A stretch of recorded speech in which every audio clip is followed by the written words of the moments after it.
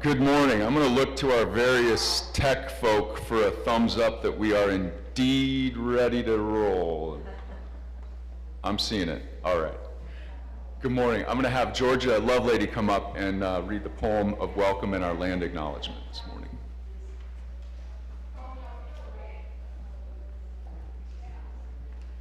As you are welcome here. Visitor, friend, or longtime member, you are welcome here. With little children, or your partner, or alone, we joyfully welcome you here. You are welcome here as believer or doubter, as joiner or loner. You are welcome here. Feeling a part of us or not, full of energy or not, seeking a vision or a rest. You are welcome to join us as you are. We acknowledge that we are in the Aboriginal territories of the Salish, Nez Perce, Blackfeet, and Anishinaabe people who shared the Helena Valley as hunting grounds. The indigenous story of the Helena Valley began long before the arrival of Europeans. We honor those who walked here before us. We honor the path that they have shown us in caring for this place for generations to come. We strive for justice and fair relations in their descendants.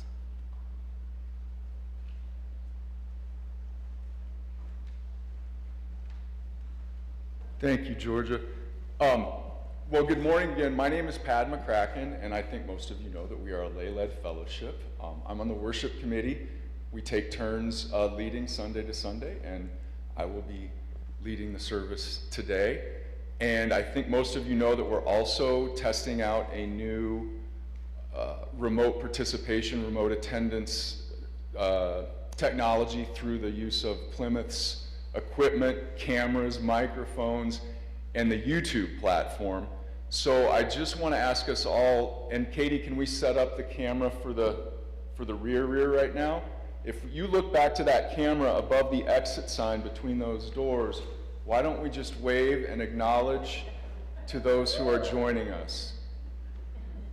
And during those moments when we pass a microphone around for joys and concerns or perhaps reflections after the message, let's try to remember to speak to those of us here in the room as well as those of us joining remotely as best we can as we sort through new technology. I think that was the housekeeping stuff I wanted to address right off the bat. It's nice to see you all here today. And in the order of service is a reading for the chalice lighting we can read together, and I've asked Nassan to come up and light the chalice for us. Please join me. We gather this hour as people of faith, with joys and sorrows, gifts and needs. We light this beacon of hope, sign of our quest for truth and meaning, in celebration of the life we share together.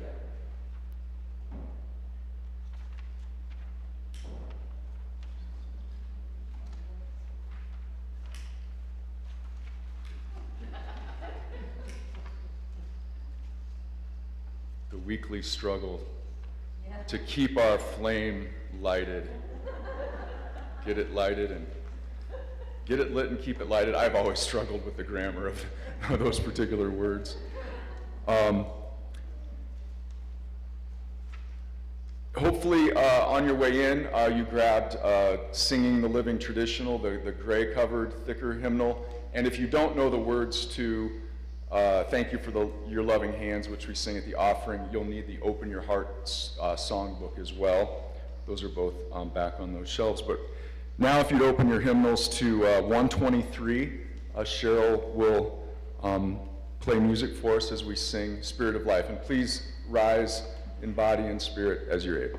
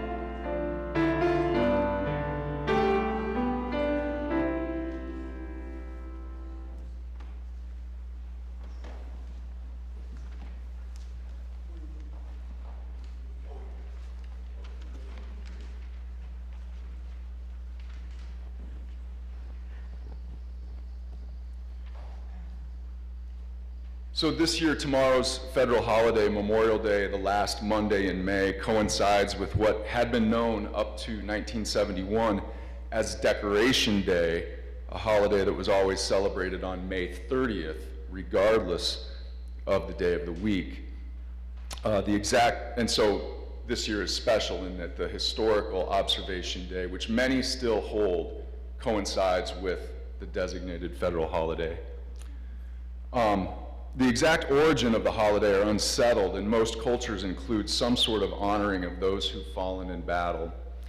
In May 1865, recently freed slaves in Charleston, South Carolina, reburied and honored Union soldiers who had perished in an open-air Confederate prison and had been left in a mass grave.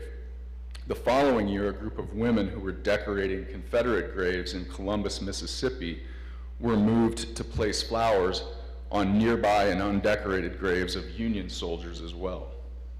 After World War I, Decoration Day was expanded to honor not just Civil War dead, but soldiers from all wars. I've led Memorial Day themed services several times, and I think I've always included the following poem, Memorial Day Prayer, by now retired UU Reverend Barbara Peskin.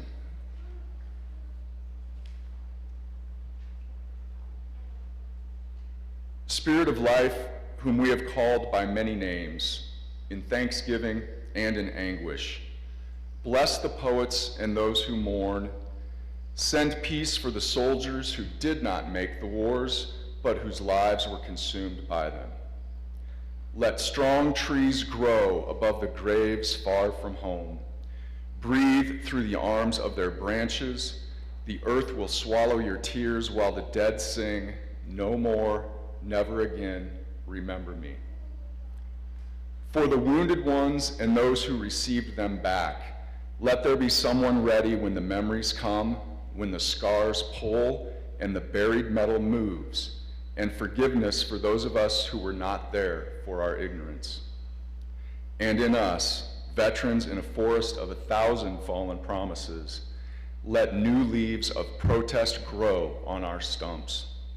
Give us courage to answer the cry of humanity's pain, and with our bare hands, out of full hearts, with all our intelligence, let us create the peace.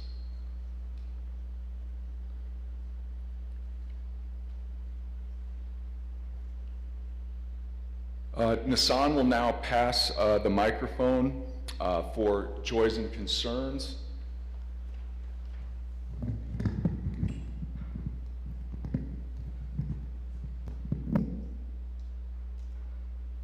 And the green light means it's on and we're getting it in all quarters. And again, speak to each other here in the room as well as those joining us remotely.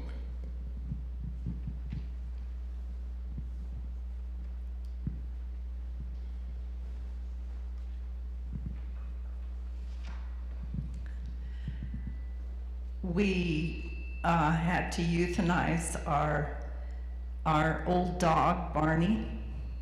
He was about 15, 16 years, we're not sure, but he was up there. And I witnessed his passing at the veterinary office, and I realize when I reflect on this that I don't know very much about death.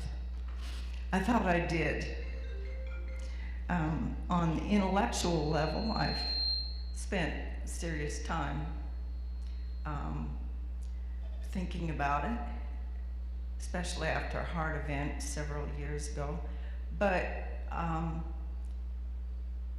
seeing it happen and witnessing it is a whole different thing. And I realize I have a lot to learn still.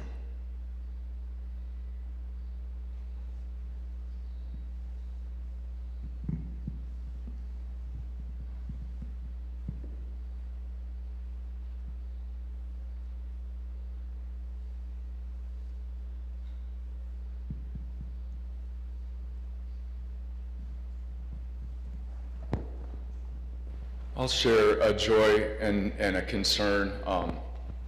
Many of you know that I've had long-term pen pal relationships with two incarcerated individuals, one in Oklahoma and one in Texas. And things are changing inside the prison system, and now we can speak on the phone every once in a while when they have money in their accounts and things like that, and when I have time to pick up a call from Purcell, Oklahoma. But Joey D. Cooey in Purcell, Oklahoma, called this week, and the concern is that he was very concerned about his safety, as there was a lot of talk about riots and violence within his particular area of the prison, feeling that his life might be in danger. But my joy was that I engaged him. He was talking about the Sermon on the Mount, and I engaged him on that, and it gave him the opportunity to recite for me the Beatitudes. And it was just a really special moment to share with him, especially knowing how frightened he was at that time. For all those unspoken joys and concerns that remain in our hearts and are out there with our folks remotely, we hold you and those joys and concerns in our hearts. Sam and Mara have agreed to come up and pass the offering plates, and I believe while the plates are circulating, Cheryl will play some music, and then after they come back in, we will sing Thank You for Your Loving Hands.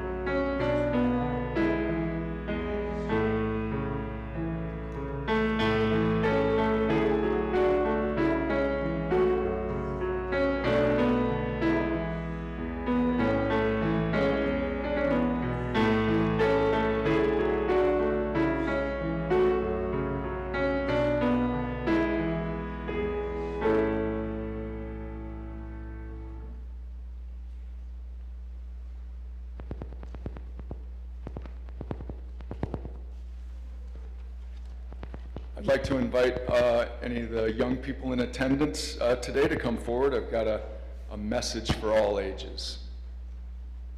Maybe you could come kind of sit in front of the stairs right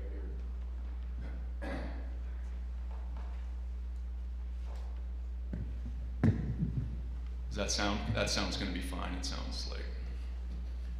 Yeah, can you guys maybe just sit right kind of in here if that's all right today? Nice to see you.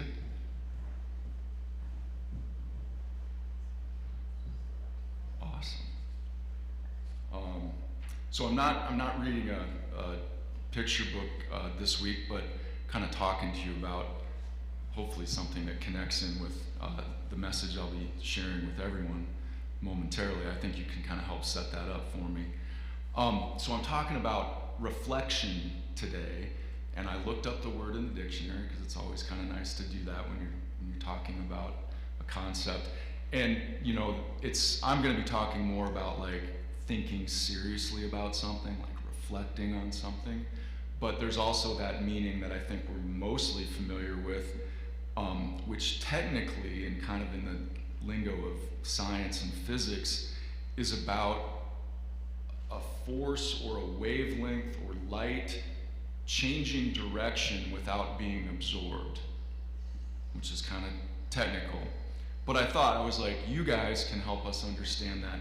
Have you ever played kickball inside the gym of a school, or shooting a basketball off the backboard, and the ball reflects or bounces into the hoop, hopefully right into the hoop always.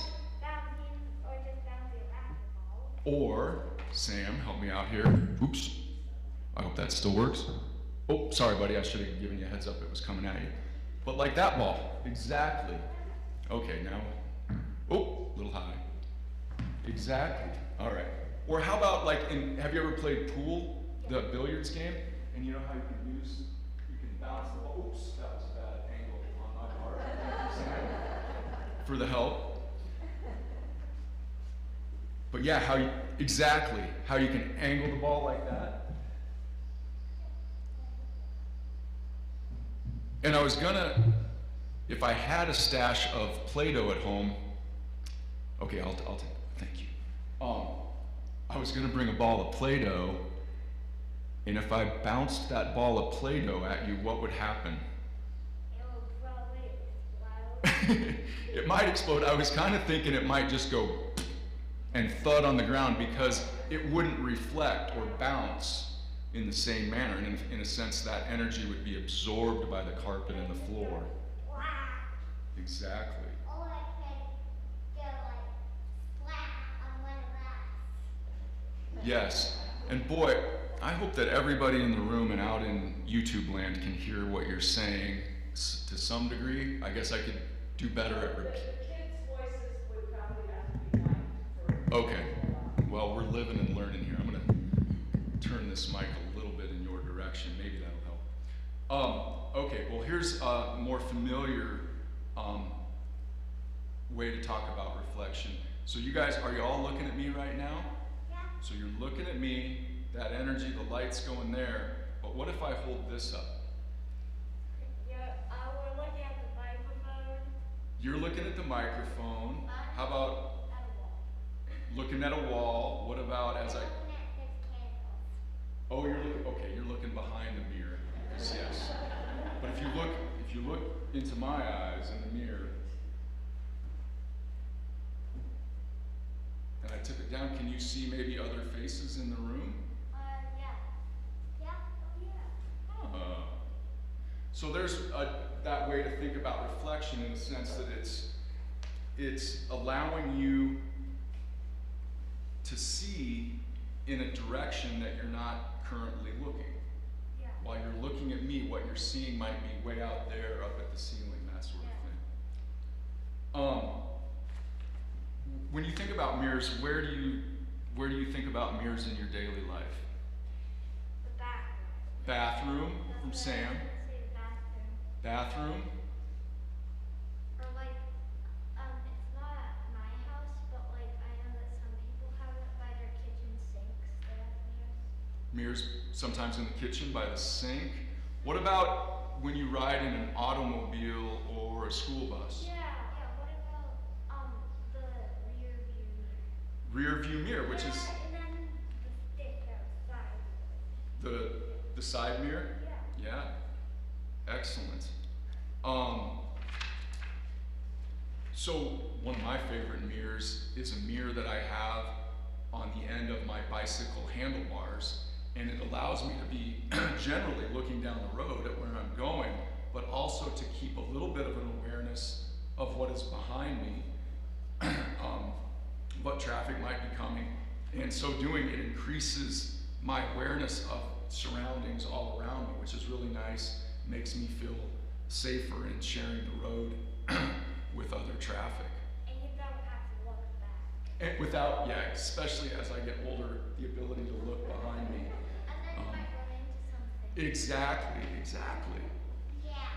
So another really useful mirror, and I don't know how many of you have ever practiced yoga, but you know there's a yoga pose, like for instance, and I did not limber up this morning, but there's this pose that goes something like this. No yoga teachers in the audience need to critique this, all that strictly, but triangle pose, and you're supposed to have your body in a plane and your arms supposed to be going straight up, but I'm really not sure how much I've got that going on. But if I had a mirror over there, like you do in some yoga classrooms, it's a way of kind of increasing the awareness of what exactly your body is doing.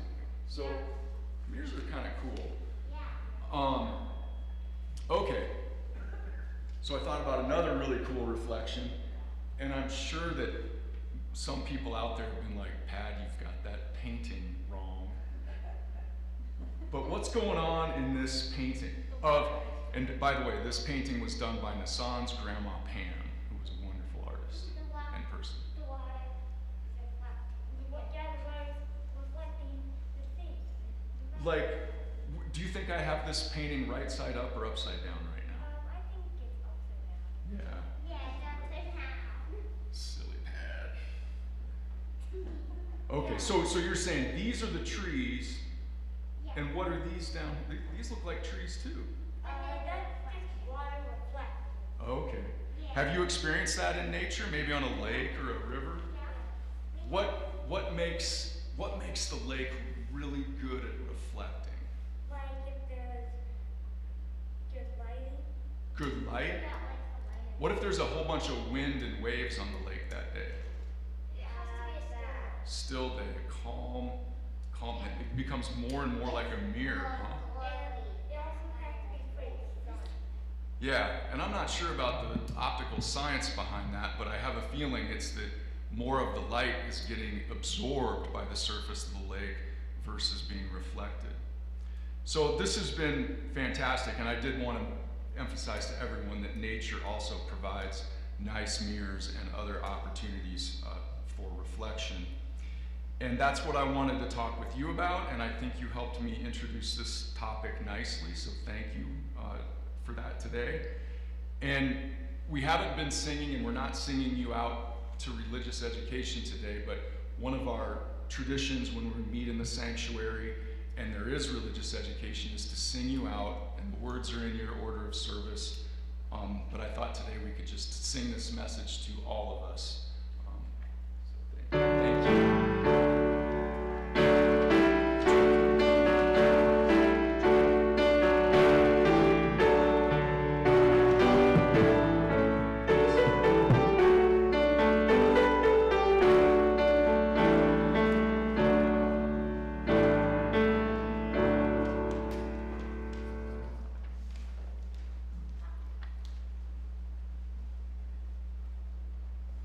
So I want to thank Cheryl explicitly today for playing the piano for our songs and adding music to our service. And also when I shared with her my very sort of emerging idea for the theme of this service, she provided me 6 or 7 hymns from the songbook based on the lyrics to choose from, and I really appreciate your help. It actually helped me kind of think about what I wanted to share today. And you can lead us now in hymn number 90 in the Singing the Living Tradition hymnal, From All the Fret and Fever of the Day. And please again, rise in body or spirit or both. I'm going to play the whole thing first.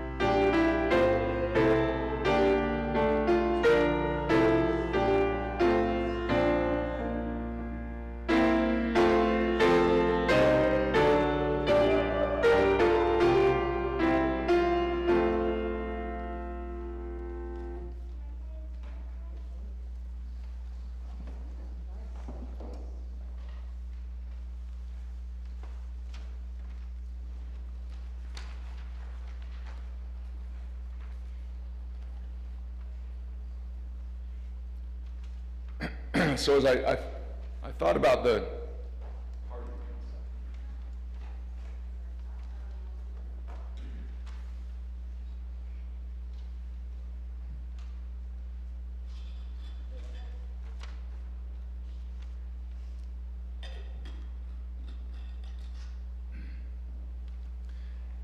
as I thought about a theme for today, this last regular Sunday service of our worship/school year, which we're living and learning together, right? Lifelong learners. I thought it would be nice to revisit and acknowledge the services we've had this year. If you remember, we began last fall meeting at the open shelter at the fairgrounds, then used the more enclosed shelter as the winds grew chilly before we retreated to Zoom for the winter. We had a mild fall, and I think we met outside all the way through November. I remember Lowell Chandler building us nice fires and teaching us how to build nice fires on the few chilly mornings, and Judy getting us moving, and Mackenzie on bass with her song leading. And I recall meaningful services, including Mackenzie's, in which she shared about her work with people with disabilities. Marianne and Becky led intergenerational services last fall, and we utilized 2 services for some smaller group discussions to reflect on how BSUU could better meet our spiritual needs. We met the new Plymouth minister, Reverend Charles Way, over Zoom in December, and Becky organized a late afternoon service near solstice to celebrate the dark. In February, Catherine and Charlotte led a service in which we corralled our pets in front of webcams in a blessing of the animals. Katie, Judy, and Mackenzie shared how their spirits were nourished in the canyon country of Utah, bringing us with them through Katie's photography. Amidst the pandemic, technology has allowed us to enter each other's lives in ways we haven't previously.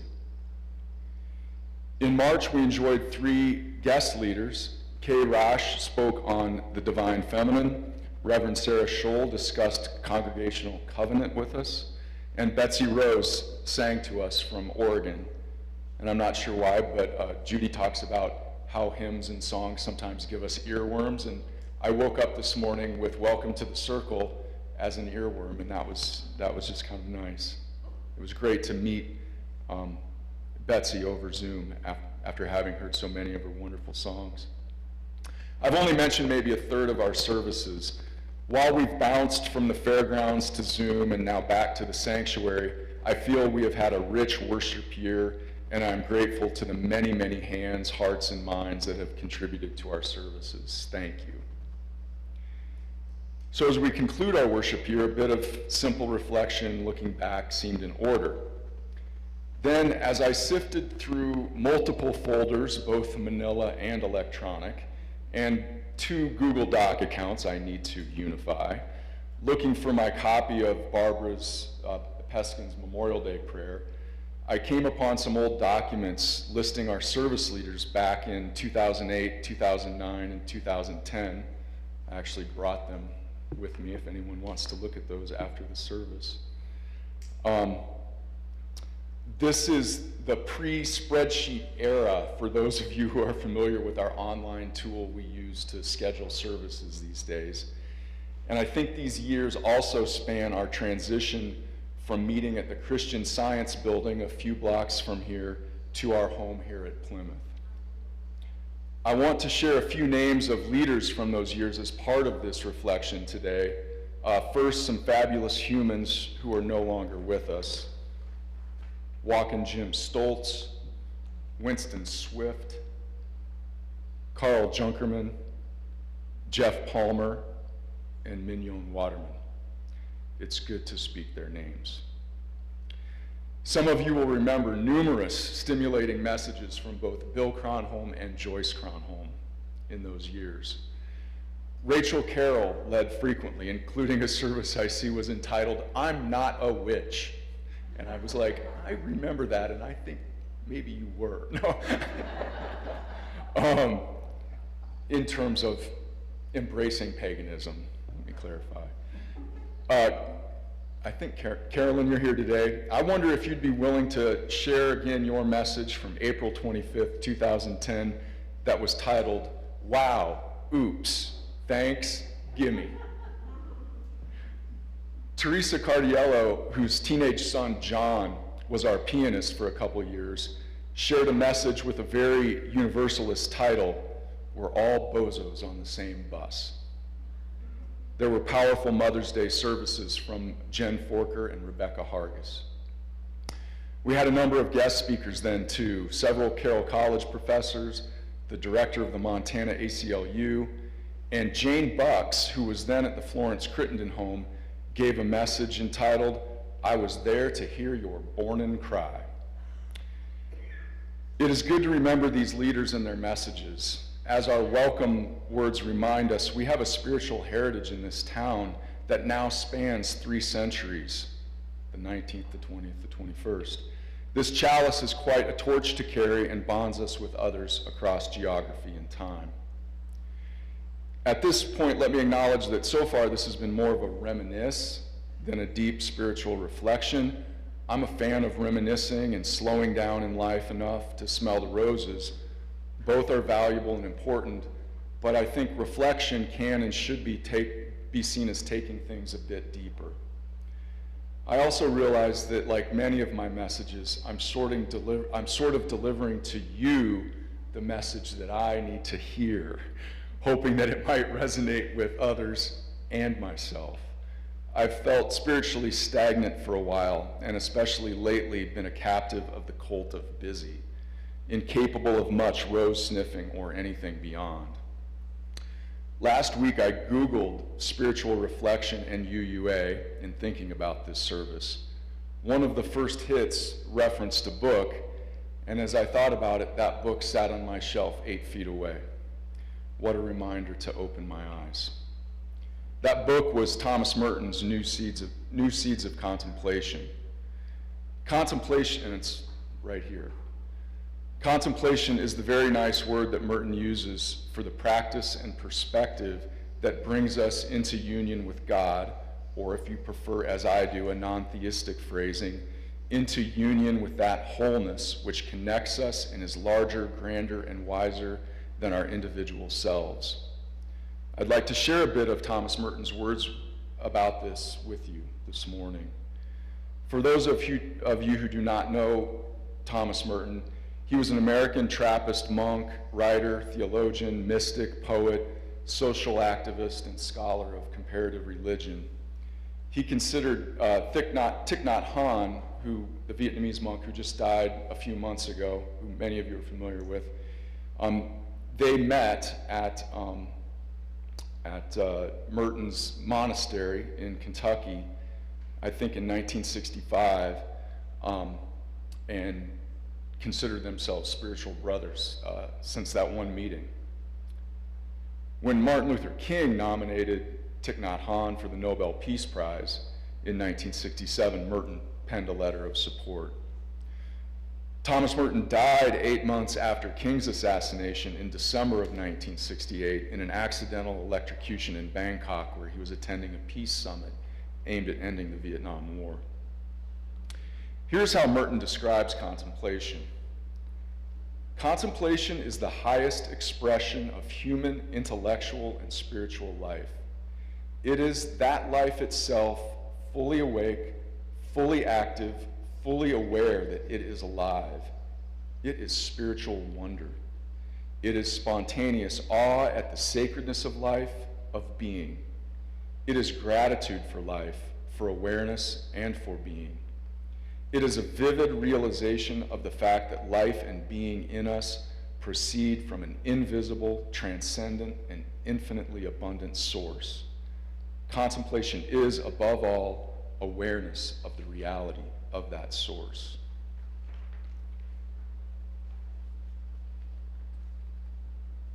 Merton was an early proponent of interfaith understanding, and I appreciate his ecumenical language in that quote and the metaphor in this next one.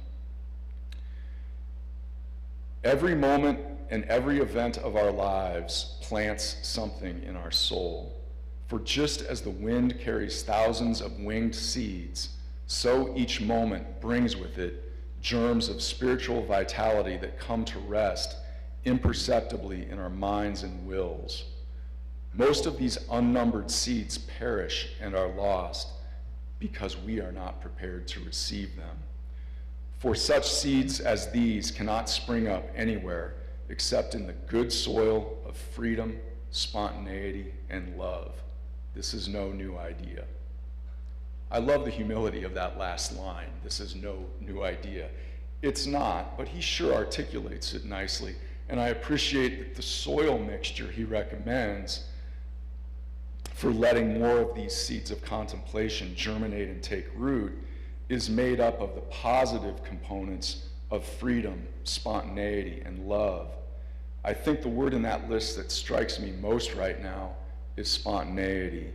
Again, I've been in that toxic modern modality lately in which every moment is damned by being overly planned. In a subsequent chapter titled Everything That Is Holy, Morton refutes the notion that enlightened ones are world deniers or haters. And before I share Merton's words on that, just this morning, I literally dusted off a storage container in our basement because I was like, I've got to find that quote by Father Michael Himes of Boston College, and I became familiar with this essay of Michael Himes when I was teaching Carroll College's first year Alpha Seminar about a decade ago. And in that essay, Michael Himes is talking about basically the value and the connection of a liberal arts education in the Catholic tradition. And this particular portion of that essay really resonated with me, and the portion of the essay is called Whatever Humanizes, Divinizes. And I'm not even sure I'm saying that word right, but makes divine. Whatever humanizes, divinizes. That is to say, whatever makes you more genuinely human, more authentically, richly, powerfully human, whatever calls into play all the reaches of your intellect, your freedom, energy, your talents, and creativity, makes you more like God. And I hear a direct echo of Merton's words in those lines from Michael Himes. And so here's what Merton said in his short chapter in this book called Everything That Is Holy. It is not true that the saints and the great contemplatives never loved created things and had no understanding or appreciation of the world with its sights and sounds and the people living in it. They loved everything and everyone. Along these lines, Merton points out that the negative elements of the monastic life, the fasting, obedience, renunciation, solitude, are ways of simplifying, intended to clear the way so that prayer, meditation, and contemplation may fill the space created by the abandonment of other concerns. Speaking this, and after writing this and thinking about it, I'm thinking about my habit lately of having so many internet tabs open on my browser screen. I don't know if I'm not leaving any room for anything else to come in. I am so cluttered right now. Our encouragement to one another's spiritual growth as part of our third principle does not end with our worship year, and I know that there are social and spiritual gatherings planned over the next few months.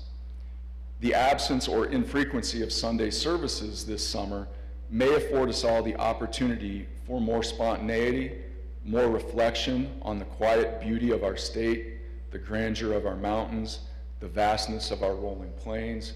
If you recognize those words, that's from the preamble of the Montana Constitution, turning 50 in a couple weeks. It may give us more leisure to water and nurture not just the seeds and plants in our literal gardens, but the unnumbered seeds of contemplation that blow in every breeze. May it be.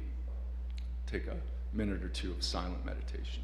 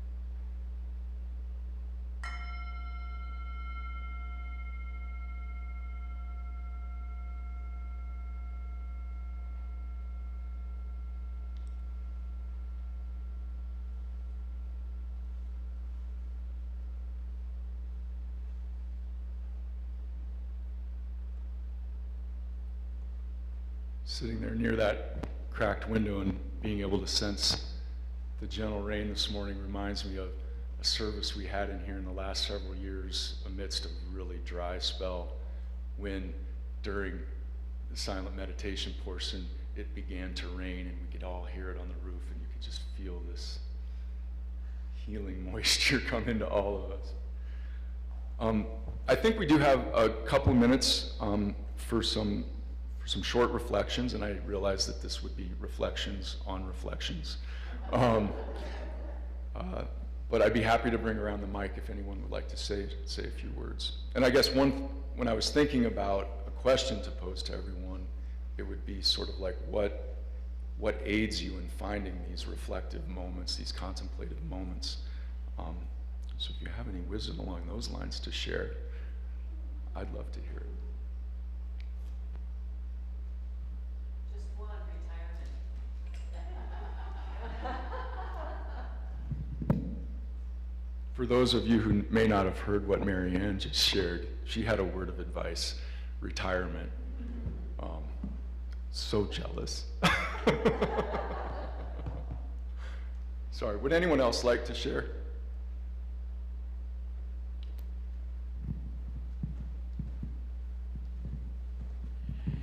Yesterday, I got to spend a lot of time in the yard cleaning it up and arranging things and making flower beds, and a whole lot of work. It was a lot of work. But finally, when I was done, and it was getting late in the day, I sat in the chair in the yard under the tree, which is beginning to bloom, and just relaxed totally and listened to the birds and let my mind go with them. And it was, I didn't want to get up. I stayed there for a long time without moving, close enough to the bird bath that I could hear the birds' wings flutter as they landed on it, 1.5 feet away from me. And I hope that I can do that many times this summer. Just being there and letting the world envelop me in quiet was really wonderful.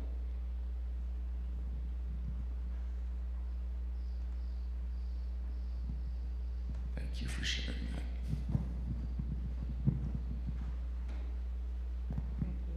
I just wanted to say what a gift it is to have just a few moments for the silent meditation.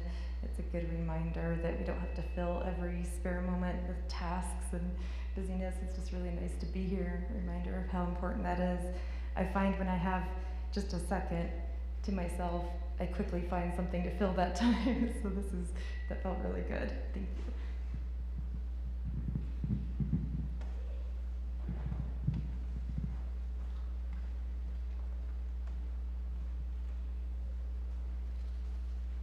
I believe we have another song to sing together. Is that right? Oh, yes. And this was another suggestion. I'm going to turn this mic off and use one mic at a time. What is this life, number 94? And as I read the words, and again, thank you, Cheryl, for looking at the lyrics and suggesting these. The words are by William Henry Davies, a poem that he wrote, and he was a hobo, is what Wikipedia described him as, and he wrote an autobiography that I think it was like the life of a supertramp. And those of you who are familiar with Supertramp music, they took their inspiration from William Henry Davies. So I was just tickled to find his words in our hymnal. So again, it is number 94, and I think it's a new one to us, Cheryl. Yeah, so I'm going to play it twice. Melody only, then with all the notes that you see on your page, and then you come in. Again, please rise in the spirit of God with you.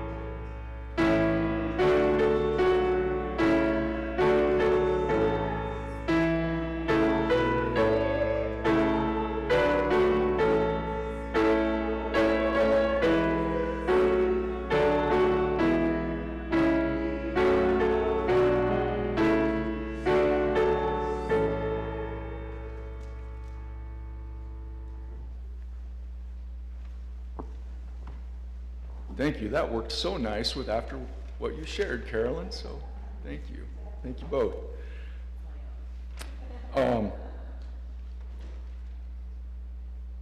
Nissan, would you come up and extinguish the chalice? Our chalice extinguishing words are in the order of service. We extinguish this flame, but not the light of truth, the warmth of community, or the fire of commitment. These we carry in our hearts until we are together again. Are there any announcements that need to be reiterated from what was shared in the email, or new ones? I am not seeing any. Well, why don't we do our best to form a little bit of a circle for final Shalom Havarim of this worship year, and actually maybe we can kind of make it a little bit of a U shape and leave it open to that back camera to include those folks who are joining us remotely. And I think we're not joining hands. Yes, we're not joining hands.